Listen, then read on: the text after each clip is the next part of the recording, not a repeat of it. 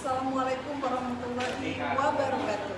Saya Ibu Rini Tri Hastiti sebagai guru mata pelajaran bahasa Indonesia di SMA Negeri 1 Pangkal. Pada modul pembelajaran di kelas 11 ada materi tentang drama.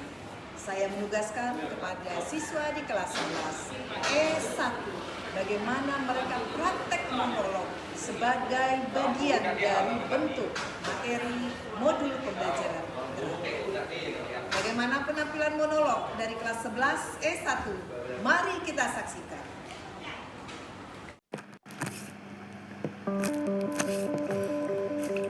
Kadang aku capek jadi diri sendiri.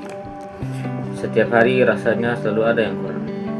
Lihat orang lain pintar, aku merasa bodoh. Lihat orang lain dipuji, aku malah merasa tidak dianggap.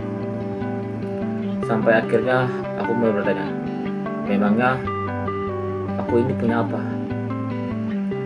Aku pernah berusaha keras jadi orang lain, ngikutin cara mereka bicara, cara mereka tertawa, bukan cara mereka berpikir. Karena aku takut kalau jadi diriku sendiri, aku nggak akan cukup untuk siapapun. Dan jujur, aku marah kenapa dunia selalu membanding-bandingkan. Marah kenapa kekurangan kecil dijadikan alasan untuk merendahkan. Aku juga manusia, aku juga punya perasaan. Kenapa harus terus merasa salah hanya karena aku berbeda? Tapi semakin lama aku membenci diriku sendiri, semakin aku kehilangan diriku. Aku lupa caranya tersenyum tanpa pura-pura.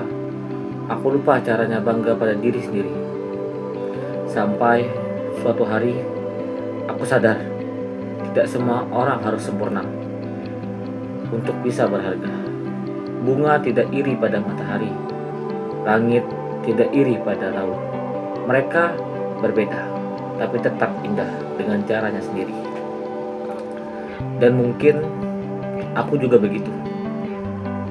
Aku memang tidak sempurna. Aku punya takut, punya gagal, punya kecewa, tapi itu bukan alasan untuk membenci diriku sendiri. Sekarang aku mulai belajar menerima bahwa diriku cukup, bahwa aku tidak harus menjadi orang lain untuk dihargai.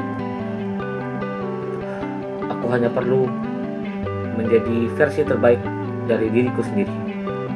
Dan tahu tidak, ternyata menerima diri sendiri itu melegakan. Tidak perlu lagi memakai topeng setiap hari, tidak perlu lagi berpura-pura kuat hanya agar diterima orang lain. Hari ini aku memilih berdamai dengan diriku sendiri, dengan semua kekuranganku, dengan semua lukaku, karena pada akhirnya orang yang paling harus menerima diriku adalah aku sendiri.